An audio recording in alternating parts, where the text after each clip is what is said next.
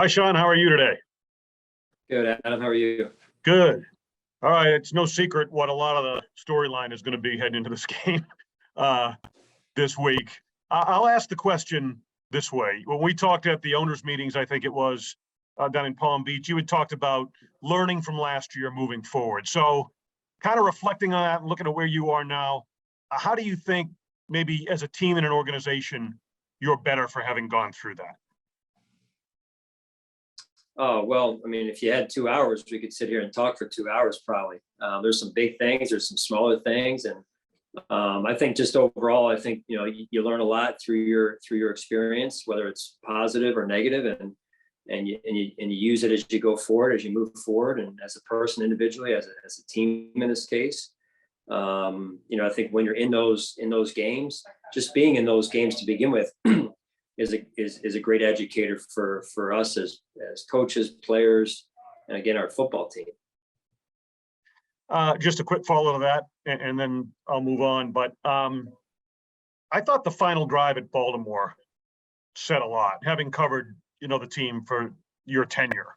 And it's tough, game to game, sometimes there isn't carryover, but it seemed to me like looking at what you've all been through, and specifically 13 seconds, those type of experiences, there seemed to be a lot that kind of went into that with the execution on that final drive, from coaching through player execution. Is that a fair assessment? Are you talking about the Baltimore drive now? The Baltimore game. Yeah, the end of the Baltimore game. Is that a fair take on that? Well, I don't think it's the only reason, but I would say that, again, that's where experience and when you go through things like that, it refines you. It doesn't define you, but it refines you if you handle it the right way. And it makes your process better. It makes things that we do better, because you do a lot of research, you do a lot of soul searching, and hey, what can we do better? Even when you win, even when you get the result that you're looking for, you go back like we've done today, a better part of today earlier, in terms of, hey, did we do this right? Could we have done that better? What if this? What if that? So you're always just trying to improve in every facet of what we do and how we do it. Thank you, Sean. Yep. Coach Mookie Harkins, Waffle Sports 1080. Good win yesterday. Thanks, Mookie. Now I know you said a couple of years ago that you wanted to know what it was like enjoying the Gatorades late in games. Did you get that opportunity yesterday? Yeah, it was nice to see some of our younger players who hadn't been out there as much yesterday get out there and have a chance to play and get experience and close the game out the right way. Definitely, Coach. And speaking to that, like, what goes into, all these different ways of strategizing to prepare for these games on a week-to-week? Now, you're doing a good job of juggling the roster, each week dealing with the nuances of the game, just to make sure that guys are ready to step into play. What really goes into that? Yeah, Mookie, when you look at it, what I mentioned after the game was the coaches are doing a fantastic job of making sure these players are ready to go. Not just the starters, but the backups, primary backups, secondary backups, and then the players have to take ownership and responsibility on their end as well, because you could go from playing one snap one week to 20 snaps the next, or 60 snaps. So, and there's a lot that goes into that as well, in terms of their own personal conditioning and knowing the system and the game plan so they can execute at a high level. Coach, how much does having Ed Oliver and Jordan Phillips, really boosts that defensive, for you guys? Well, they're a big part of what we do. We count a lot, rely a lot on our defensive line, and it was good to have those two back out there yesterday. I think they're both, getting healthier now, which is good. They're not probably where they want to be yet, but hopefully this week is another step for them both. Absolutely, Coach. Have a great week of practice. Okay, thanks, man. See you out there. Hi, Sean. We were talking to Taron Johnson yesterday after the game, and just asking him a little bit about Damar Hamlin. Now with that sample size of 3 games, watching what he's done coming in, filling in for Micah Hyde, not an easy task. He said there's been no drop off. I mean, how from your perspective, perspective, how have you seen Damar handle this opportunity, and what's allowed him to kind of sustain that level of play for your defense? Well, he's just getting started, really. I thought he played good football yesterday, as did Jaquan Johnson. They're only going to get better with more and more experience. I think that's a great teacher, as I've already mentioned, not on this topic, but another topic, obviously. And, so the feedback they got from today's film review should help them going into next week's game. And so I just think it's good. And you can continue to lay a good foundation. They both got good reps in the spring, some in the summer as well, when Jordan and Micah were out. So I think Damar is off to a good start, and how he progresses from here will be pivotal for our defense. Mm-hmm. And obviously you guys are probably just getting started on Kansas City. How unique of an opportunity is it to watch them play tonight? And will you watch that whole game and then start the film study tomorrow? How does that process work? And I don't know how many times maybe you've been in this situation to watch your next opponent live like this. Yeah, it happens from time to time. It is nice to be able to watch a little bit on television, but sometimes that can be a distraction too when you're trying to get, go through your normal process, normal routine on a Monday night, what you're trying to get accomplished for the next morning. Thanks, Sean. Appreciate it. Yep. Hey, Sean, just a couple injury questions really quick. Do you have any update on Jordan, Tremaine, Isaiah McKenzie? Do you know what their statuses might be as we're in the early portion of the week? Yeah, Jordan remains in the protocol. All others are improving. I think it's just the best general way to classify it right now, Heather, and I'll know more probably Wednesday for you guys. Jordan in protocol or Isaiah? Did I say Jordan? Isaiah Okay. McKenzie is in protocol. Okay. Yeah, I mean that's the only one that's in a little bit of a different classification right now. Yeah, I just wanted to make sure there was nothing else there. And then will we see Tre'Davious out there at all possibly this week, or is that still up in the air? Yeah, we're going to continue to take it one day at a time. He's doing a good job with his rehab. He's attacked it, and when he's ready to roll, he'll be out there. And then looking at Kair's game, I know you touched on it a little bit after the game about how sometimes you have to make sure that he enjoys the moments that he does have success. We talked to him after the game. He was really hard on himself, said I didn't play up to my potential, even though I got the pick. Just what do you see from him, from his mentality, and then just how he's handled the increased workload over the past couple weeks? Yeah, his mentality, he's very serious about what he's trying to accomplish, what he's doing out there. He takes his job seriously, and a very mature approach.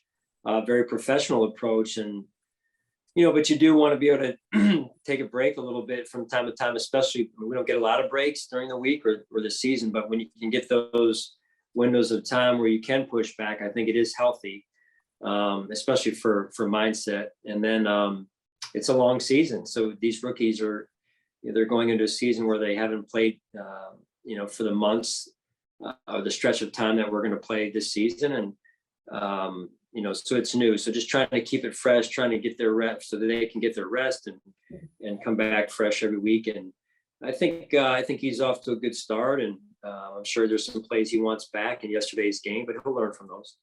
Awesome. Thanks, Sean. Appreciate it. Yep. Hey, Sean Jackson over in Rochester. How you? Good. How are you? Doing well, thanks. What'd you see from Khalil yesterday that impressed you the most? Well, I'd seen the poise before, the maturity. He's got a good feel. A lot of this we've seen in practice, right? Now the thing yesterday was he had more opportunities on the ball. The opportunities he had on the ball in the Baltimore game, he was productive as well. I thought the play down the middle of the defense, the ball that Josh threw, and then the connection play that he made with a linebacker right up in his chest was very impressive. I thought overall the receivers as a group caught the ball extremely well yesterday. Thanks. Yep. Hey, Sean, you guys have played this team so many times. I think since 2020, this is the team you've played the most, tied with the Patriots and the Dolphins. So 2 division teams. So I guess the question is kind of, when you prepare for a game like this, an opponent like this, are you preparing off of what you see them do now, or what has worked or hasn't worked for you in the past? Or is it a combination of everything? Yeah, that's a great question. It's probably a hybrid of everything. To not look at this season and what they've done this year probably wouldn't be, us doing a full evaluation like we should, and then not using what we've done against them or what they've done against us would be about the same. So I think you've got to kind of spread the canvas out a little further and go back to what they've done this year and also what they've done against us. I know that this is a very competitive sport and you guys want to win every game that you play. And I know there's been some really tough moments against this team, but in hindsight, are the Bills in a better position now because of the games they've played against these Chiefs over the last couple of years that have been so competitive and so good? Well, I just think I think that's probably a better question for you guys to write. I mean, I think we are. The organization's certainly in a better position as a whole. I think we've been, a successful team like the Chiefs have been, and it's good to have opportunities to compete against a good football team and a good organization like we're going to have come Sunday. Thanks, Sean. Appreciate it. Yep. Hey, Sean, I'm kind of going off Matt's question. I was curious, the familiarity that you have with the Chiefs and they have with you, do you have to be kind of careful, I guess, not to overthink it, put too much thought into changing things or messing up that? I guess, can the familiarity help you and hurt you? How do you kind of view that? Yeah, it's probably, Elena, a little bit of both. So you try and find that sweet spot every week with the right game plan, and our coaches have done a really good job with that this year of balancing volume with, having, trying to hit the bullseye at the same time with the game plan. So, we'll work at that this week, and it's a very good opponent. They've been very good for a number of years since Sandy's been there in particular. So we look forward to the challenge, and we've got to have a good week of practice, obviously. The explosive plays really got going yesterday in kind of a way they hadn't previously. There were a ton of big 20+ yard plays. What do you think led to that specifically? What was there, just the Steelers defense or the way the offense was clicking? Where do you think that came from? Well, I thought the game plan, again, you start there with the game plan, the details of the game plan, the players understood the details, and then the execution. You've got to be able to execute those in order to get the ball down the field like we did. And again, fundamentally, I thought, Josh put the ball in some really high level areas just in terms of the execution piece, and the receivers fundamentally made some great plays on the ball, and the tight ends as well. So that was good to see. And I'd say the same for the backs. I thought we caught the ball extremely well fundamentally yesterday, and that was good to see. And that's some of the detail we talk about. And then this is kind of off topic, but you obviously spent a lot of time with Steve Wilkes in Carolina. He was named the interim head coach there today. Just what kind of coach is he? And for you personally, knowing him, to see him get another chance to be a head coach? Yeah, I'm happy for him. Obviously, it's the unfortunate part of our business when a coach gets let go. Never easy. In terms of Coach Wilkes, a lot of respect for Coach Wilkes. He was on the staff with me in Carolina, was our defensive backfield coach when I was the coordinator. And then I think he went on for 1 year as the coordinator, then to Arizona. So, he's had success in the different capacities he's been. I'm sure he has a vision for how he wants it to look and go. And so I'm looking forward to watching them from afar and seeing how they're going to do. Thanks. Sure. Hey, Sean, Josh Reed here. Thanks for taking a little bit of time this afternoon for us. I know we hear you talk a lot about how every year's different. It changes every year. No Tyreek Hill on the other sideline for once. Obviously you saw him already earlier this season down in Miami, but how does that change, and how have you seen that change the way Kansas City does things now? I'm probably really not far enough into the film, Josh. It's a great question, but I'm probably not far enough into the film to really answer that. completely right now because I just haven't had the time to get into it yet. But I'll have a better answer for you maybe on Wednesday. But I mean, he's an elite player, right? Tyreek is, and when you have that speed, that elite speed, it, timing wise, allows you to do some things. But that said, they went out and found speed too. They still have Hardman there, Nicole Hardman, and they've got the other guys that they brought in.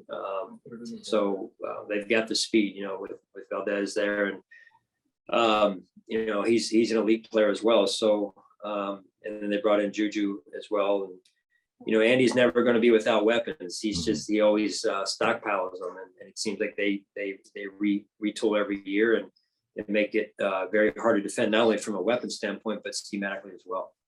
All right. Thanks, Sean. And I'll circle back Wednesday. All right. I appreciate it. Thank you. Yeah. Hey, Sean, in regards to having the bye following this game, does that play into maybe how you approach guys who might be close being ready to be able to play?